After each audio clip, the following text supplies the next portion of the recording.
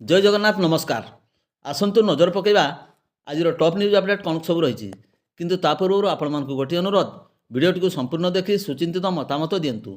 जो मैंने चैनल को प्रथम कर सब्सक्राइब करूँ एवं आसुवा बेल आइकन को प्रेस करूँ जहाँफल प्रत्येक नूतन भिडियोर नोटिफिकेशन आप सर्वप्रथम पाइपर। तेज आसतु नजर पकईवा आज प्रमुख खबर गुड़िक आज प्रथम खबर बेतनटी उपखंड शुक्लाहार सरकारी उच्च प्राथमिक विद्यालय शिशु सेविका चयन को नहीं ग्रामवासी मध्य प्रबल उत्तेजना देखा मिलता। तेबे स्थिति अनायत होबार संभावना को दृष्टि रखी बेतनटी ब्लॉक अतिरिक्त शिक्षा अधिकारी और पुलिस अधिकारी घटनास्थल में पहुंची दीर्घ समय धरी बुझासुझा करने पर शेष में बुधवार अपराह 4टार स्थिति शांत पड़ा। सूचना मुताबक शुक्लाहार सरकारी उच्च प्राथमिक विद्यालय प्रधान शिक्षयित्री और स्कूल परिचालना कमिटी द्वारा बैठक निष्पत्ति मुताबक जैनिका अनुसूचित जातिर वर्गर असहाय महिला को शिशु सेविका भाव चयन करा बेले से 5 दिन धरी स्कूल आसी ड्यूटी करने पर मात्र बेतनटी ब्लॉक शिक्षा अधिकारी कार्यालय मार्गदर्शिका को अनुजाई पूर्व चयन प्रक्रिया आरंभ करने सहित सरकारी मार्गदर्शिका अनुजाई अनुसूचित जनजातिर वर्ग असहाय महिला को अग्राधिकार देवा कहुला। जहां नहीं ग्रामवासी मध्य तीव्र उत्तेजना देखा मिलता। शेष में स्थिति अनायत आड़ को गति कर संभावना को दृष्टि रखी बेतनटी ब्लॉक अतिरिक्त शिक्षा अधिकारी अपर्णा साहू सीआरसीसी संजय पंडित प्रमुख बेतनटी थाना सब इन्स्पेक्टर घटनास्थल में पहुंची उत्तक्त ग्रामवासी को बुझासुझा करने पर शेष में स्थिति शांत पड़ा। परवर्ती खबर कप्तिपदा थाना नुआसाही बरड़ा छक निकट में गंजेई गाड़ी को माड़ी बसला एनसीबी। गंजेई चोरा चालाण नुआ तरीका कविर चाहिदा समय कवि को ढाल कर होउथला गंजेई चालाण। गंजेई गाड़ी को देउथला सुरक्षा। राति तमाम गाड़ी को फॉलो करने पर शेष में बुधवार माड़ी बसला एनसीबी स्क्वाड जबत करथिबा 23 बस्ता गंजेई। कप्तिपदा भरड़ा छकरे माड़ी बसला पुलिस केउझर अंचल तले गंजेई रखी उपरे कवि रखी चोरा चालाण करुथिले गंजेई माफिया। केउझर कप्तिपदा हो बारिपदा आसुला गंजेई जहाँकि गंजेई गाड़ी को कप्तिपदा नुआसाही बरड़ा छक निकट में माड़ी बसला एनसीबी। यह सहित गंजेई गाड़ी को सुरक्षा देउथला एक स्क्वाड को मध्य एनसीबी जबत करथिबा बेले 5 जन को अटक रखी पचरा उचरा करछि। तेबे घटनास्थल 2 जन गंजेई माफिया खसी जाइथिबा कहुछि। जबत गंजेईर आनुमानिक मूल्य 1 कोटी टंका हेबो बोली कहुछि। परवर्ती खबर मरड़ा थाना अंचल निखोज बालिका को उद्धार करी परिवार लोकों को हस्तांतरित कला बारिपदा सदर पुलिस। गत 2 तारिख में मरड़ा थाना अंतर्गत आणुआ अंचलर बालिका लिली हेम्ब्रम तांकर लक्ष्मीपशी अंचल संपर्कियों घर निखोज हो जाते। एने परिवार लोके 4 तारिख दिन सकाल 10टार सदर थाना लिखित अभियोग करने पर 4 घंटा मध्य अर्थात दिन प्राय 2टा समय लोके और पुलिस सहायतार नाबालिका को उद्धार करी परिवार लोकों को हस्तांतरित करिछि बारिपदा सदर पुलिस। तेज बारिपदा सदर पुलिस अतिरिक्त आदित्य जेना निर्देश क्रमे पुलिस सब इन्स्पेक्टर एके जेना कनेस्टेबल चंद्रकाली महांती एवं अन्यान्य स्टाफ सहयोग करथिबा देखा मिलता। परवर्ती खबर महामहिम राष्ट्रपति द्रौपदी मुर्मू रायरंगपुर आसी पहुंचती। गुरुवार 5 तारिख अपराह रायरंगपुर जशपुर निकटस्थ अनुकूलपुर ठारे हेलिकप्टर अवतरण करेंगे। शिमिलीपाल रात्रियापन करने सहित सेठारे प्राकृतिक सौंदर्य को उपभोग करते। राष्ट्रपति गस्त अनुकूलपुर ठारे 3टी हेलिकप्टर ओह्लैवाई स्वतंत्र हेलीपैड निर्माण करा। सेहीपरि मुख्यमंत्री जशपुर महर्दा पलसाठार मुख्यमंत्री मोहन चरण माझी हेलिकप्टर जोगे अवतरण करते। राष्ट्रपति अनुकूलपुर ठारे अवतरण करने पर सेठारु सड़क पथरे शिमिलीपाल जाइतिले। शिमिलीपाल रात्रियापन करने पर तही परदिन अर्थात आज 6 तारिख 9:30 शिमिलीपाल अंचल आदिवासी महिला और युवगोष्ठी सहित शिक्षा स्वास्थ्य और अन्यान्य विकासमूलक कार्य संपर्क में आलोचना कर संभावना रही। यह सहित शिमिलीपाल वनांचल गुड़गुड़िया बासिया अस्तकुमार ठारे 4GB बीएसएनएल टावर शुभारंभ करा। महामहिम राष्ट्रपति गस्त कार्यक्रम को नहीं स्थानीय अंचलवासी मध्य उत्साह परिवेश देखा मिली। मुख्यमंत्री महारदा पलासरे हेलिकप्टर जोगे अवतरण कर राष्ट्रपति को स्वागत करते। राष्ट्रपति गस्त कार्यक्रम को सफल करने जंगल परिवेश और जलवायु परिवर्तन विभाग मंत्री गणेश राम सिंह खुंटिया प्रस्तुति कार्यर अनुध्यान करते। परवर्ती खबर ବେଆଇନ ମଦ କାରବାର ଅଭିଯୋଗରେ ଖୁଣ୍ଟା ଅବକାରୀ ବିଭାଗ ବିଭିନ୍ନ ସ୍ଥାନରେ ଚଢ଼ାଉ କରି ଚୋରା ମଦ ଜବତ କରିବା ସହିତ 3 ଅଭିଯୁକ୍ତଙ୍କୁ ଗିରଫ କରି କଟଚାଲାଣ କରିଛି।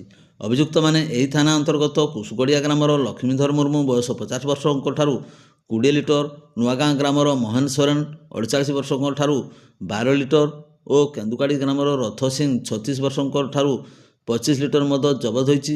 ଏନେଇ ପୃଥକ ମାମଲା ରୁଜୁ କରାଯାଇଛି। ପରବର୍ତ୍ତୀ ଖବର, ଏକ ଦ୍ରୁତଗାମୀ ବାଇକ୍ ଧକ୍କାରେ ଜଣେ ସାଇକେଲ ଚାଳକଙ୍କ ମୃତ୍ୟୁ ହୋଇଥିବା ନେଇ ସ୍ଥାନୀୟ 27 ନମ୍ବର ୱାର୍ଡ ତଖତପୁର ଅଞ୍ଚଳ ବିଦୁ କିସ୍କୁଙ୍କ ଅଭିଯୋଗ କ୍ରମେ ଭଞ୍ଜପୁର ଥାନାରେ ଏକ ମାମଲା ରୁଜୁ ହୋଇଛି। ଅଭିଯୋଗ ଅନୁଯାୟୀ ଅଭିଯୋଗକାରୀଙ୍କ ପିତା ନିମାଇଁ କିସ୍କୁ ସୋମବାର ପୂର୍ବାହ୍ନ 10ଟା ସମୟରେ ନିଜ ଘରୁ ସାଇକେଲ ଯୋଗେ ବାହାରି ଇନ୍ଦପାହିଠାରେ ଥିବା କକା ସାଇବର କିସ୍କୁଙ୍କ ଘର ଅଭିମୁଖେ ଯାଇଥିଲେ। ରାସ୍ତାରେ ଲକ୍ଷ୍ମୀପୋଷି କେନାଲ ଜାହିରା ନିକଟସ୍ଥ ଏକ ଫାଙ୍କା ସ୍ଥାନରେ ପଛପଟୁ ଏକ ଦ୍ରୁତଗାମୀ ବାଇକ୍ ଧକ୍କା ଦେଇଥିଲା। ଫଳରେ ତାଙ୍କ ପିତା ନିମାଇଁ କିସ୍କୁ ରକ୍ତ ଜୁଡ଼ୁବୁଡ଼ୁ ଅବସ୍ଥାରେ ଚେତାଶୂନ୍ୟ ହୋଇ ସେଠାରେ ପଡ଼ିଯାଇଥିଲେ। ବାଇକ୍ରେ ଥିବା 3 ଜଣ ଆରୋହୀ ଦ୍ରୁତ ଗତିରେ ଘଟଣାସ୍ଥଳରୁ ପଳାଇ ଯାଇଥିଲେ। ଚେତାଶୂନ୍ୟ ଅବସ୍ଥାରେ ସେଠାରୁ ତାଙ୍କୁ ସ୍ଥାନୀୟ ପଣ୍ଡିତ ରଘୁନାଥ ମୁର୍ମୁ ମେଡ଼ିକାଲ କଲେଜ ହସ୍ପିଟାଲକୁ ଆମ୍ବୁଲାନ୍ସ ଯୋଗେ ଚିକିତ୍ସା ପାଇଁ ନିଆଯାଇଥିଲେ ମଧ୍ୟ ପରିସ୍ଥିତି ଗୁରୁତର ଥିବାରୁ କଟକ ବଡ଼ ମେଡ଼ିକାଲକୁ ସ୍ଥାନାନ୍ତର ପାଇଁ ପରାମର୍ଶ ଦିଆଯାଇଥିଲା।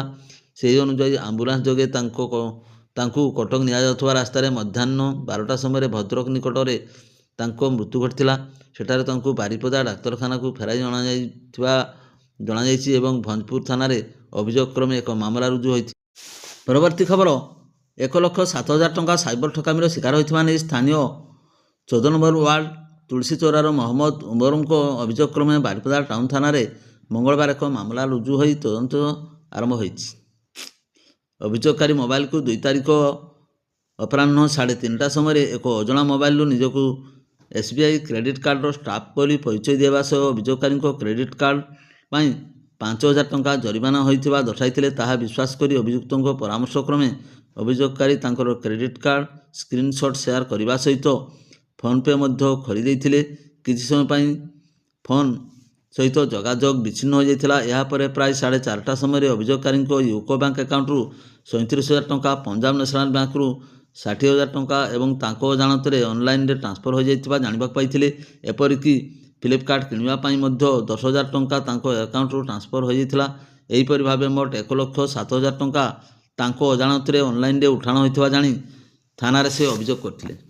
ପରବର୍ତ୍ତୀ ଖବର, ମୟୂରଭଞ୍ଜ ଜିଲ୍ଲା ସୀମାନ୍ତ କେନ୍ଦୁଝର ଜିଲ୍ଲା ଆନନ୍ଦପୁର ଥାନା ଅନ୍ତର୍ଗତ ବୈତରଣୀ ନଦୀ ସୁନାମୁହିଁ ଘାଟରେ ଗାଧୋଉଥିବା ସମୟରେ ବୁଡ଼ି ଜଣେ +2 ଶ୍ରେଣୀର ଛାତ୍ର ମୃତ୍ୟୁ ଘଟିଛି। ମୃତକ ଛାତ୍ର ଜଣକ ହେଲେ ଝାଡ଼ଖଣ୍ଡ ରାଜ୍ୟର ପଶ୍ଚିମ ସିଂଭୂମ ଜିଲ୍ଲାର ଚାଇଁବସାର ବିର୍ସା ପିଆଙ୍ଗିଙ୍କ ପୁଅ ବିକାଶ ପିଆଙ୍ଗି, ବୟସ 18 ବର୍ଷ। ସେ କେନ୍ଦୁଝର ଜିଲ୍ଲା ସେଣ୍ଟ ଜେଭିୟର ସ୍କୁଲର ହଷ୍ଟେଲରେ ରହି +2 ପଢ଼ୁଥିଲେ। ମିଳିଥିବା ଖବର ଅନୁଯାୟୀ ବିକାଶ 5 ଜଣ ଛାତ୍ରଙ୍କ ସହିତ ବାଇକରେ ବୈତରଣୀ ନଦୀରେ ପ୍ରାକୃତିକ ସୌନ୍ଦର୍ଯ୍ୟ ସୁନାମୁନି ବିଚ୍ ବୁଲିବାକୁ ଯାଇ ଗାଧୋଉଥିବା ବେଳେ ପାଣିରେ ବୁଡ଼ି ଯାଇଥିଲେ। ତୁରନ୍ତ ଉପସ୍ଥିତ ସ୍ଥାନୀୟ ଲୋକ ଏବଂ ସାଙ୍ଗମାନେ ବିକାଶକୁ ଉଦ୍ଧାର କରିବାକୁ ଚେଷ୍ଟା କରିଥିଲେ, କିନ୍ତୁ ଖୋଜ ନ ପାଇବାରୁ ଅଗ୍ନିଶମ ବାହିନୀକୁ ଖବର ଦିଆଯାଇଥିଲା। ପାଟଣା ଅଗ୍ନିଶମ ବାହିନୀ ମୃତଦେହ ଉଦ୍ଧାର କରି ଆନନ୍ଦପୁର ଥାନାକୁ ହସ୍ତାନ୍ତରିତ କରିଥିଲେ। ପରବର୍ତ୍ତୀ ଖବର, ଟାଟା ବାଦାମପାହାଡ଼ ସେକ୍ସନରେ ବିକାଶ କାର୍ଯ୍ୟ ନିମନ୍ତେ ଏହି ରୁଟ୍ରେ ଚାଲିଥିବା ମେମୁ ଟ୍ରେନ୍ ବାତିଲ ହୋଇଥିବା ଘୋଷଣା କରାଯାଇଛି। ରେଳବାଇ ଦ୍ୱାରା ଜାରି କରାଯାଇଥିବା ସାର୍କୁଲାର ଅନୁଯାୟୀ ଟାଟା ବାଦାମପାହାଡ଼ ମେମୁ 5ରୁ 26 ଫେବୃଆରୀ ମଧ୍ୟରେ ବିଭିନ୍ନ ତାରିଖରେ ଚଳାଚଳ ବନ୍ଦ ରହିବ। 68,131 ଟାଟା ବାଦାମପାହାଡ଼, 68,132 ଟାଟା ବାଦାମପାହାଡ଼ ମେମୁ 5, 8, 12, 15, 19, 22 ଏବଂ 26 ଫେବୃଆରୀ ବନ୍ଦ ରହିବ। 68,133 ଟାଟା ବାଦାମପାହାଡ଼ ମେମୁ ଟ୍ରେନ୍ 5, 12, 19 ଏବଂ 26 ତାରିଖରେ ବାତିଲ ରହିବ। ସେହିପରି 68,134 ବାଦାମପାହାଡ଼ ଟାଟା ମେମୁ ଟ୍ରେନ୍ 5, 12, 19 ଏବଂ 26 ତାରିଖରେ ବାତିଲ ରହିବ। ବାଦାମପାହାଡ଼ ମେମୁ ଫେବୃଆରୀ 5, 8, 12, 15, 19, 22 ଏବଂ 26ରେ ବନ୍ଦ ରହିବ ବୋଲି ରେଳବାଇ ସୂତ୍ରରୁ ଜଣାପଡ଼ିଛି।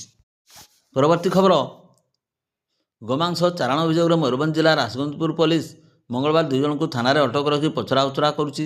ଏନେଇ ଥାନାରେ ଏକ ମାମଲା 44/26ରେ ରୁଜୁ ହୋଇଛି। ଅଟକ 2 ଜଣଙ୍କ ମଧ୍ୟରୁ ଜଣେ ଖୁଣ୍ଟା ଥାନା ଅଞ୍ଚଳର ରଘୁନାଥ ମାହାଲି ଏବଂ ଅନ୍ୟ ଜଣେ ନାବାଳିକା ବୋଲି ଜଣାପଡ଼ିଛି। ରଘୁନାଥଙ୍କ ବାପା ମା ନଥିବାରୁ ସେ ବେଳାଝୁରି ଗ୍ରାମରେ ଥିବା ମାମୁଁ ରବି ମାହାଲିଙ୍କ ଘରେ ରହି ଆସୁଛନ୍ତି। ତେବେ ମଙ୍ଗଳବାର ଏକ ବାଇକ୍ ଯୋଗେ ରଘୁନାଥ ଜଣେ 13 ବର୍ଷର ନାବାଳକଙ୍କ ସହିତ ବାଲେଶ୍ୱର ଜିଲ୍ଲା ବସ୍ତା ଥାନା ଅଞ୍ଚଳରୁ ଏକ ବସ୍ତାରେ ଗୋମାଂସ ଆଣୁଥିବା ସମୟରେ ରାସଗୋବିନ୍ଦପୁର ଥାନା ଅଧୀନ ଜଡ଼ାପଡ଼ା ହାଟପଦାରେ ସ୍ଥାନୀୟ ଲୋକେ ଉଭୟଙ୍କୁ ଅଟକାଇ ପୋଲିସକୁ ଖବର ଦେଇଥିଲେ। ପୋଲିସ ଘଟଣାସ୍ଥଳରେ ପହଞ୍ଚି 2 ଜଣଙ୍କୁ ଥାନାକୁ ନେଇ ପଚରାଉଚରା ଜାରି ରଖିଛି। ଭିଡ଼ିଓଟିକୁ ଶେଷ ପର୍ଯ୍ୟନ୍ତ ଦେଖିଥିବାରୁ ଆପଣଙ୍କୁ ଅଶେଷ ଧନ୍ୟବାଦ।